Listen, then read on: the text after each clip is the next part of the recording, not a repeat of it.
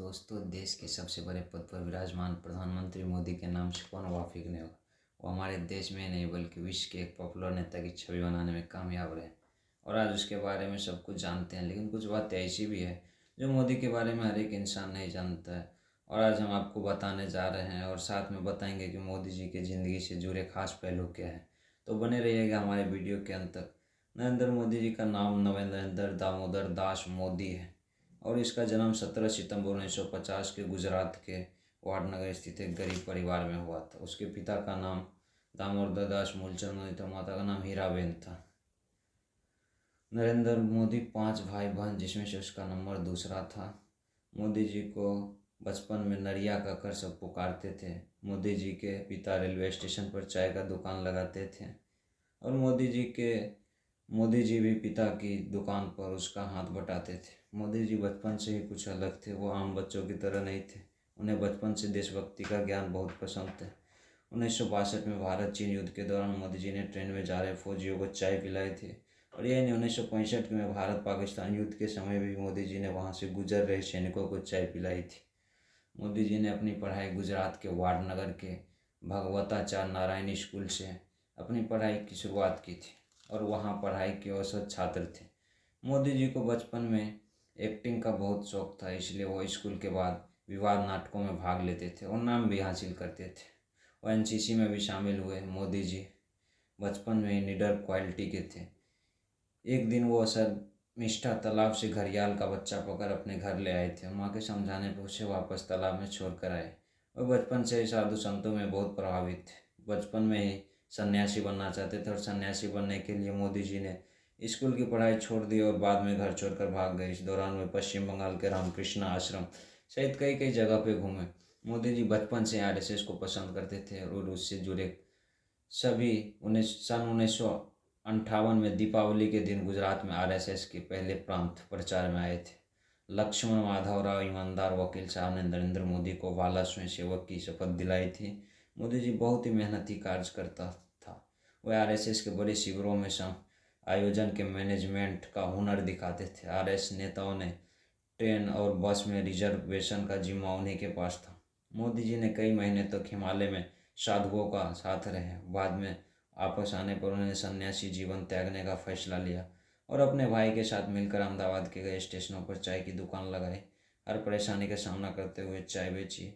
18 साल की उम्र में मोदी की मां ने बांसकाठा जिले के राजसेना गांव में रहने वाली जीरा दवेन से मोदी जी की शादी करवा दी। विवाह के बाद मोदी जी घर छोड़कर संघ प्रचारक बन गए और कुछ लोगों का कहना है कि वह शादी के 3 साल तक वो अपनी पत्नी के साथ रहे। लेकिन मोदी जी के बारे में लिखने वाले शीर्षक बताते हैं कि मोदी जी अहमदाबाद संघ मुख्यालय में रहते थे और वहाँ के सारे छोटे छोटे काम जैसे सफाई करना, चाय बनाना और बुजुर्ग नेताओं कपड़े धोने जैसा काम करते थे।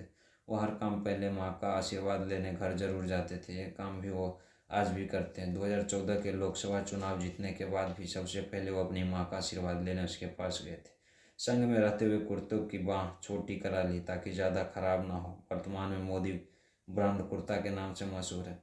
1975 में जब इंदिरा गांधी ने कई राजनीतिक कारणों की वजह से राज्यों में आपातकाल लगा दिया था, उस वक्त भी मोदी जी ने सरदार के रूप में पुलिस से छुपकर सरकार के गलत नीतियों का विरोध करते रहे और मोदी जी बहुत ही मेहनती कार्य करता थे। आरएसएस ने उनके कार्य को देखकर उन्हें बहुत बड़ा सम्मान मिलने लगा और वे स्वामी विवेकानंद से बहुत ज़्यादा प्रभावित थे। उन्होंने गुजरात में स्वामी विवेकानंद शोभा यात्रा भी निकाली। मोदी जी शुद्ध शाकाहारी है और वो व्रत भी बहुत ज़्यादा रखते हैं। मोदी जी 18 घंटे काम करते हैं, कुछ ही घंटे सोते हैं। वे समय समय के बहुत पाबंद हैं। लाल कृष्ण आडवाणी को मोदी जी का राजनीतिक गुरु माना जाता है। 1990 के दौरान मोदी जी ने आडवाणी को सोमनाथ से अयोध्या रथ भाग में बड़ी भूमिका निभाई थी, जिससे प्रभावित होकर बीजेपी के बड़े नेताओं ने मोदी जी को अपने पार्टियों में शामिल कर लिया और वे पार्टी के लिए बहुत ही मेहनत व लगन से काम करने लगे। 1985 के गुजरात के विधानसभा चुनाव में बीजेपी पार्टी को बहुमत हासिल हुआ। मोदी जी की शंकर सिंह वाघेला से कुछ नाराजगी हो गई, जिसकी वजह से शंकर सिंह वाघेला ने इस्तीफा दे दिया और केशव भाई को गुजरात का मुख्यमंत्री बना दिया गया और मोदी जी को दिल्ली बुलाकर केंद्रीय मंत्री की रिस्पॉन्सिबिलिटी सौंप दी। धीरे धीरे केशव भाई की तबीयत खराब रहने लगी और चुनाव में पार्टी कई सीटें भी हार गई। इसके बाद बीजेपी ने अक्टूबर 2001 में मोदी जी को गुजरात का मुख्यमंत्री बना दिया। मोदी जी ने गुजरात में विकास किया, हर जगह बिजली और पानी की व्यवस्था की और बाद में एशिया का सबसे बड़ा सोलर पार्क गुजरात में बनाया गया। 2002 में होने वाले गुजरात के गोधरा कांड में मोदी जी का नाम जोड़ा गया। इसके लिए न्यूयॉर्क टाइम्स ने मोदी जी को जिम्मेदार ठहराया। गोधरा कांड में गुजरात के गोधरा शहर से 27 फरवरी 2002 को हुआ था। गोधरा शहर में रेलवे स्टेशन पर साबरमती ट्रेन के S7 कोच में आग लगा दी गई, जिसमें 59 लोगों की जान चली गई।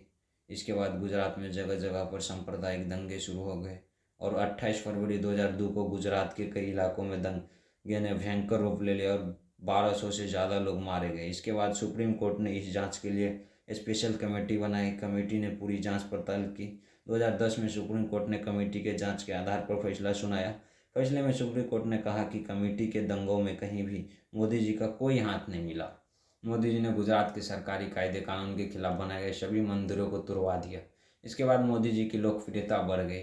गुजरात में इतनी बड़ी बढ़ी कि लगातार मोदी जी 4 बार गुजरात के मुख्यमंत्री रहे। 2013 की बड़ी केदारनाथ की आपदा में एक क्षतिग्रस्त हुए केदारनाथ मंदिर की पुनर्निर्माण के लिए केंद्र सरकार से मोदी जी ने मांग की, लेकिन उस वक्त कांग्रेस सरकार ने मना कर दिया। मोदी जी की कामयाबी और अच्छी नीतियों को देखते हुए भाजपा सरकार ने 2014 की लोकसभा चुनाव में मोदी जी को प्रधानमंत्री के रूप में चुना। चुनाव के लिए मोदी जी ने सोशल मीडिया का भी खूब इस्तेमाल किया और अपनी मेहनत और लगन के बल पर भाजपा पार्टी को भारी बहुमत से जीत दिलाई। 26 मई 2014 को दिल्ली के राष्ट्रपति भवन में मोदी जी ने भारत के सर्वोच्च नेता प्रधानमंत्री पद की शपथ ली। मोदी जी भारत के 15वें प्रधानमंत्री बने। इसके लिए उन्हें इतने पॉपुलर नेता बन गए कि दोबारा भी बीजेपी पार्टी को ही बहुमत के साथ जीत मिली और 30 मई 2019 को दूसरी बार भारत के प्रधानमंत्री बने। अगर आपके मोदी जी को पीएम बनने के बाद कामों के बारे में वीडियो चाहिए तो हमें कमेंट करके बताइए। वीडियो अगर पसंद आया तो उसे लाइक करें और चैनल को सब्सक्राइब जरूर